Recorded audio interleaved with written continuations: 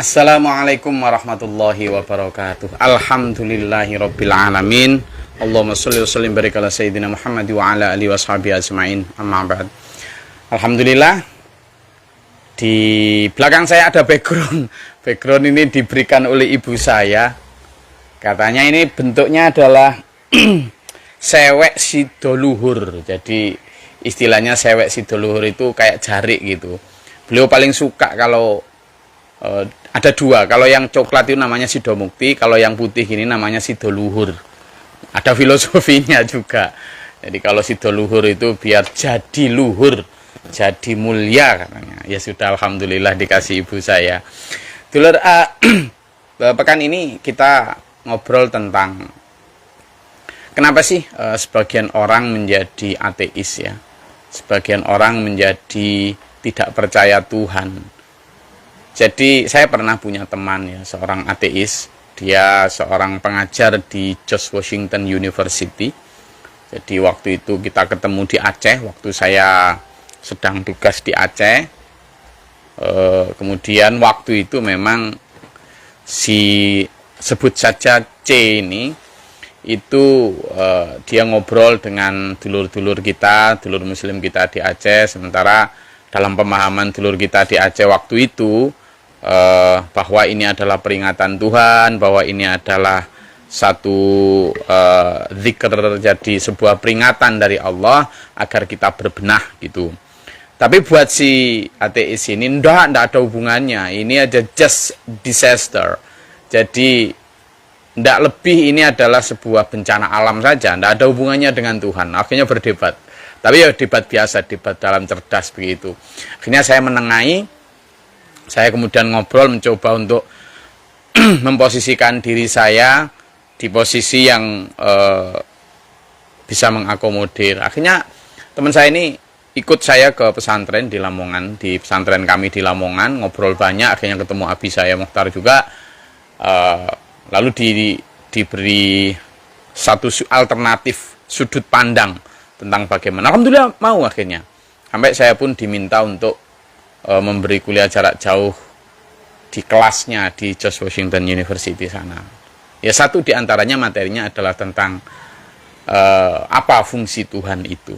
Nah, tapi bukan itu saja, itu hanya prolog saya bahwa kenapa kok ada orang yang demikian. Ternyata satu di antara alasan dulur-dulur kita yang memilih kadang untuk tidak bertuhan atau tidak beragama adalah karena pertama, mereka tidak melihat adanya fungsi agama untuk kehidupan. Toh orang bisa menjadi baik tanpa harus beragama. Toh orang bisa bermanfaat untuk orang lain tanpa harus beragama. Itu yang pertama.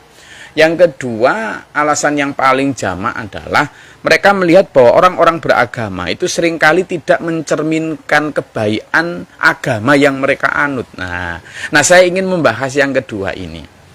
Kalau yang membahas pertama itu subjektif banget ya, subjektif. Orang mau diterangkan kayak gimana pun kalau sudah sudut pandangnya seperti itu susah. Kenapa? Karena sebenarnya kita hidup inilah bukan tentang bagaimana kehidupan horizontal saja, kehidupan sosial saja, tetapi kita juga punya kehidupan vertikal, kehidupan ritual. Tetapi itu kan tidak bisa, itu kan kalau dibenturkan dengan mereka yang memang tidak membutuhkan hanya akan jadi debat kusir. Nah, yang saya ingin bahas adalah tentang kenapa orang menganggap bahwa yang faktor kedua tadi, bahwa ternyata selama ini agama tidak memberikan nilai tambah terhadap perilaku manusia. Mereka menganggap bahwa agama telah gagal menjadi instrumen untuk menjadikan orang manusia baik. Nah, ini yang harusnya kita jangan kemudian ujuk-ujuk menyalahkan mereka. Kenapa? Justru yang paling baik adalah kritik dari faktor kedua tadi. Itu menjadi refleksi bagi kita. Apa iya sih?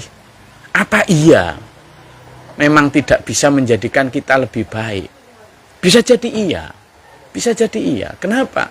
Karena agama sampai hari ini seringkali dijadikan orang hanya sebatas persoalan-persoalan ritual.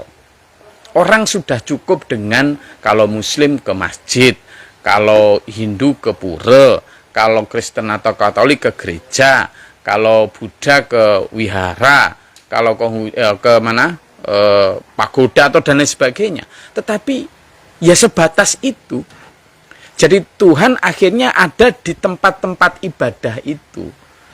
Akhirnya apa? Ajaran-ajaran kebaikan, ajaran-ajaran dharma tentang kebaikan kita di muslim misalnya, itu ya berhenti di masjid. Tidak kebawa ke jalan, tidak terbawa ke tempat kerja, tidak kebawa ke rumah.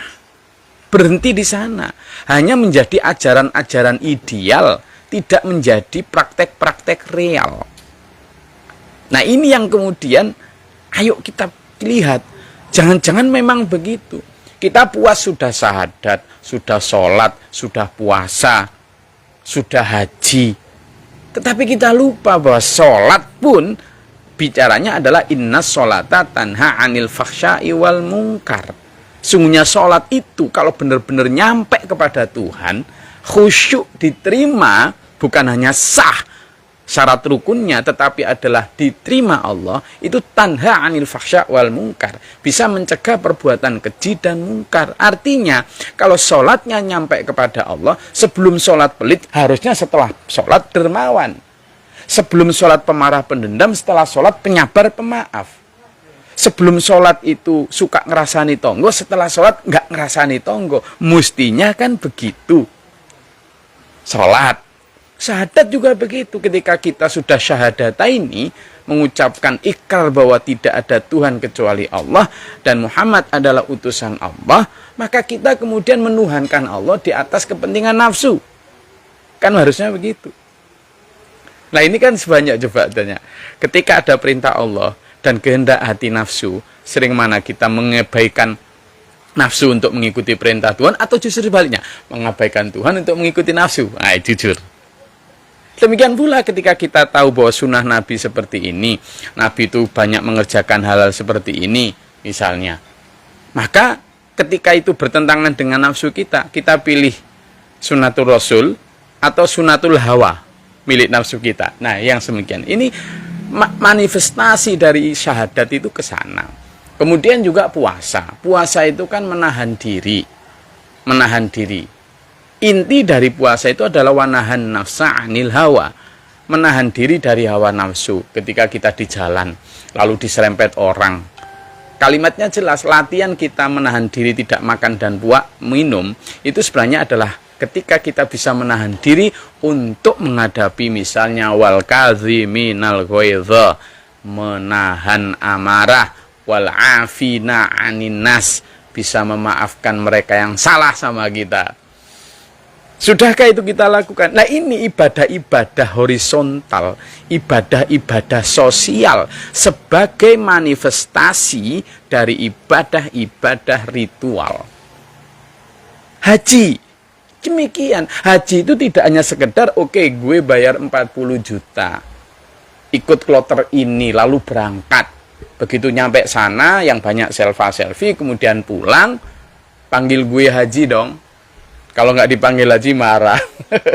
Saya pernah punya, ya ada teman lah, kenalan itu juga gitu. Jadi setelah, biasanya sebelum haji itu taruhlah panggilannya si A gitu ya. Ya misalnya saya manggilnya Pak Le A atau Bule A, Bule gitu ya. Nah setelah haji itu, saya karena sudah terbiasa sejak kecil sampai sekian puluh tahun besar itu manggil Bule A gitu aja. Lah itu ya kebetulan pas datang saya panggil Bule ini. Jadi ada rasa kok gak dipanggil kaji aku gitu. Nah, padahal sebenarnya haji itu adalah napak tilas, ya, napak tilas diorama agung dari kisah Nabi Ibrahim tentang apa? Tentang kepasrahan, ketunduk patuhan, tentang hanifan musliman. Bagaimana Nabi Ibrahim ketika diuji Allah tentang cinta segitiganya, ya, cintanya kepada Allah. Waktu itu Nabi Ibrahim sedang cinta-cintanya sama anak yang ditunggu sekian puluh tahun, lahir, lalu diperintah untuk menyembelih misalnya. Kemudian ibadah Idul Adha ada sembelih kurban itu. Atau ketika Ibu Hajar lari dari Bukit Sofa ke Marwah untuk nyari air ketika ditinggalkan oleh Nabi Ibrahim sendirian sama Ismail di padang pasir, itu kemudian sekarang diperingati dengan sa'i itu. Haji adalah latihan untuk menerima cobaan Allah seberat apapun dengan ikhlas tunduk patuh. Di mana setelah haji harusnya kita menjadi orang-orang yang hanifan musliman, tawakal tapi dengan mental baja. Dulur, komplain atau faktor yang diungkapkan teman saya ateis tadi, bahwa dia tidak melihat adanya ekses sosial bagi orang-orang yang beragama, akan tereliminir, akan hilang ketika kita bisa memaknai syahadat kita, sholat kita, puasa kita, haji kita dengan ibadah yang sifatnya sosial. Jadi sebenarnya apa? Kita itu bisa menjawab dengan perilaku. Ini yang harusnya jadi PR kita. Gitu dulu.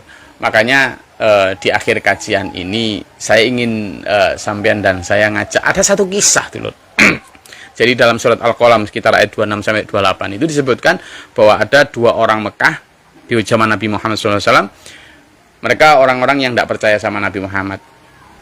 Dia punya kebun yang sangat bagus, kebun kurma, kebun gandum yang luar biasa. Nah, ceritanya itu malam ini dia kebun, besok kira-kira panen. Nah, malam ini dia udah ngomong, pasti besok itu panen, gitu. Pasti panen. Wah, pasti panen. Karena sebelumnya memang nggak ada tanda-tanda apa-apa, semua sudah kelihatan matang semua. Begitu paginya esok dia datang ke kebun, ternyata kebunnya terbakar habis. Nangis dia. Waduh, ya elai tanah. Ya wailah. Jadi ya wailah tanah, ya wailah tanah. Jadi dia merasa waduh cilaka ini. Nah, ada di antara mereka ausatuhum sifatnya, orang-orang bijak di antara mereka yang kemudian memberi nasihat begini. Kenapa kamu tidak segera bertaubat dan bertasbih? Cobalah sadari itu. Bisa jadi azab tadi malam itu adalah azab yang memang untuk membuat kamu ingat dan percaya. Begitu, ingat dan percaya. Nah, ternyata dua orang Mekah ini akhirnya bisa menerima itu. Lalu dia bertobat, kemudian bertasbih dan menyadari kesalahannya. Sehingga apa? Ketika Fathul Mekah, terbukanya kota Mekah, ketika Rasulullah SAW berhasil menaklukkan kota Mekah, dua orang ini menjadi satu di antara orang yang kemudian mengikuti ajaran Rasulullah Muhammad SAW. Nah, apa yang bisa kita petik? Ternyata orang musyrik Mekah waktu itu bisa mengambil pelajaran dari adab dan kemudian bisa menjadi baik. Nah, pertanyaannya sekarang, ketika kita sering mendapatkan teguran dari Allah berupa bencana-bencana, bisakah kita meniru dua orang musyrik Mekah tadi yang kemudian bisa menjadikan bencana yang menimpa mereka sebagai trigger atau stimulan untuk kemudian menuju kebaikan? Apakah kita kemudian selama ini sudah seperti itu atau malah menjadi bebal dan anti kritik? Kalau dikritik manusia, enggak lah. Kalau sudah dikritik Allah, masa kita juga enggak berbenah? Ayo berbenah supaya apa? Kita punya jawaban bahwa agama benar-benar bisa menjadikan kita menjadi orang-orang yang lebih baik daripada orang yang tidak beragama. Disitulah konsep ketiga dari yang diperjuangkan oleh SPMA. SPMA adalah mengagamakan agama. Terima kasih. Mudah-mudahan bermanfaat dan berfaedah. Sampai ketemu pekan depan. Billahi taufiq wal hidayah. Wassalamualaikum warahmatullahi wabarakatuh.